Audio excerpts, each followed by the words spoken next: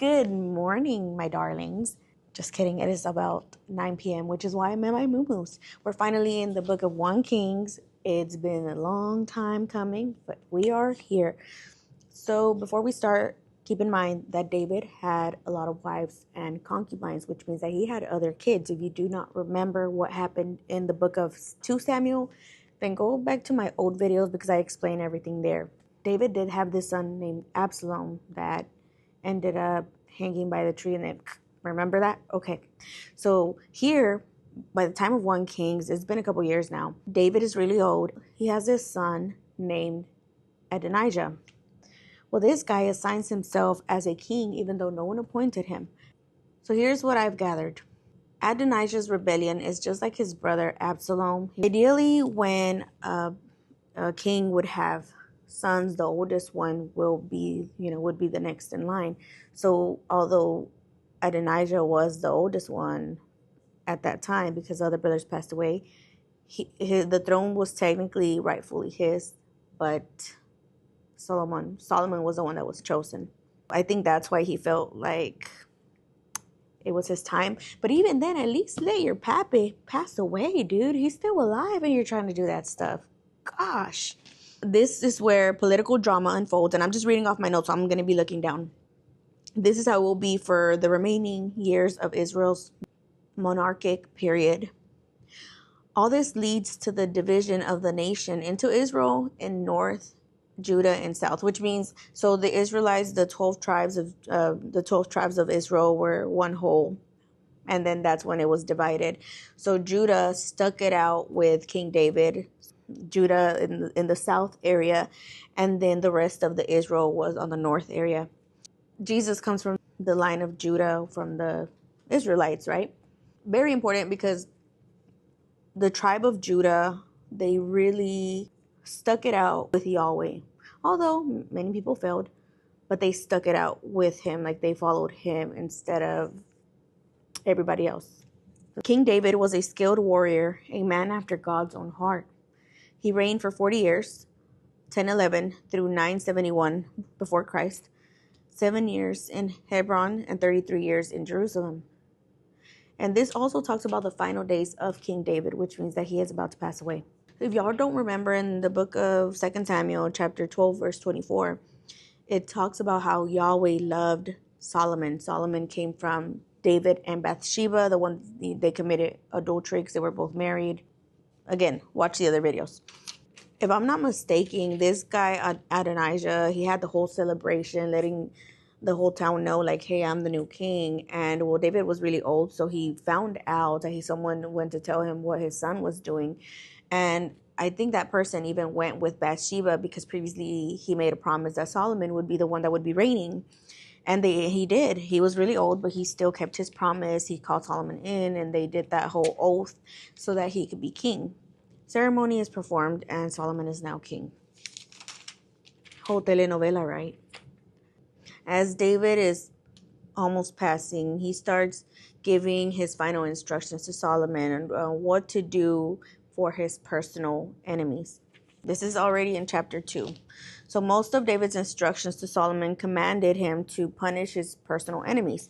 In those times, it was common to eliminate individuals who represented a potential threat to the newly established king. He keeps the instructions that King David gave him.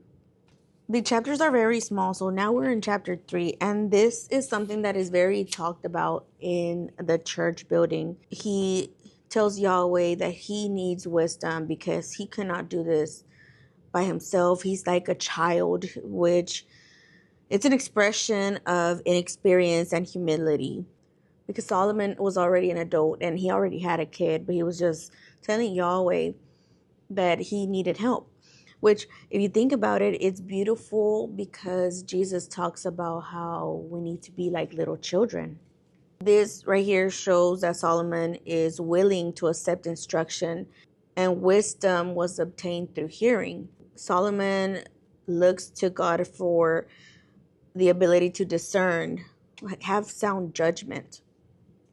So because he asked for wisdom, Yahweh ended up blessing him with finances, and he was just a very blessed man. If you could ask God anything, If your first thought is $1 million, then now you see why Solomon got it all, because he wasn't into the kingdom. He wasn't doing this for the, ow, my cat just bit my bottom. Arthur, why would you do that? Don't be a jerk.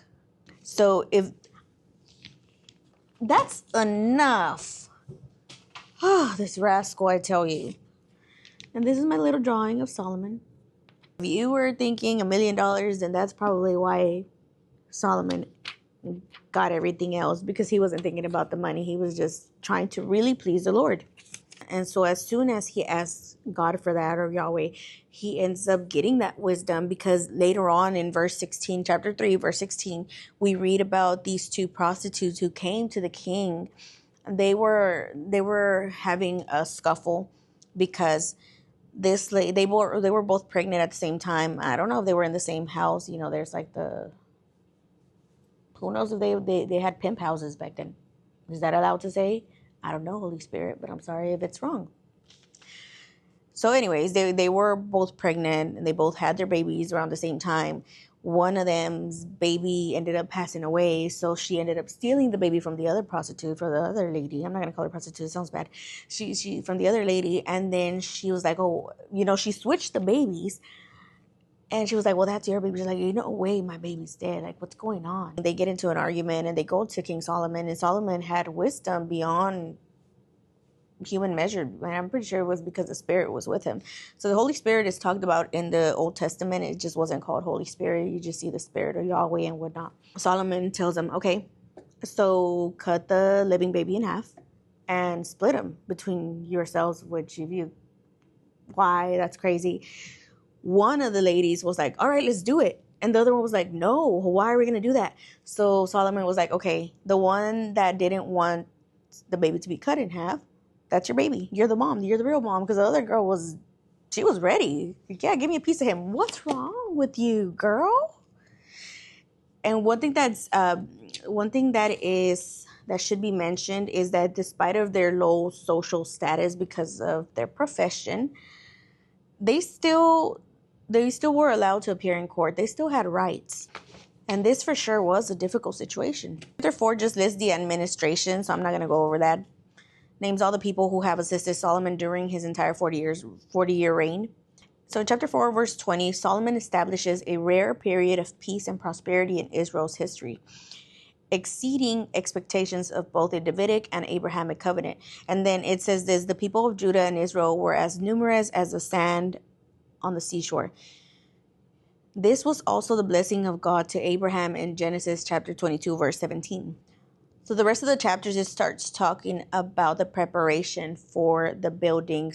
This suggests that David didn't build a temple for Yahweh, because what they did back then, they had a tent and they would have to set it up and they'll do the altar and sacrifice animals there. It could have been that he was still at war, because, I mean, imagine making that and then they destroy it. Could have been. I'm not sure.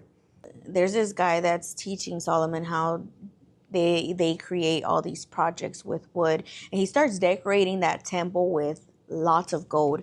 With the details that we have in the Bible, this would have been Solomon's temple. And then the Ark of the Covenant, which kept the 10 Commandments in there, would have been right here. Right there. This is the Logos Bible app. I always talk about it. Read in the description, because I give y'all step-by-step on how to download this free app. It's free, guys. Why wouldn't you want free knowledge along with the Holy Spirit? I'm not going to go into details as far as the temple, because, I mean, y'all already saw it. Well, this was what we call the tabernacle. And that's the tent that I was telling you guys about. See? So this is what it looked like. Compared to the temple, I mean, it was pretty big, right? The next video, we will talk about chapter 9 until I don't know where we stop. So yeah, read it on your own time, study on your own time, as the Holy Spirit for help before you even start. And download that Logos Bible app, guys. It's free.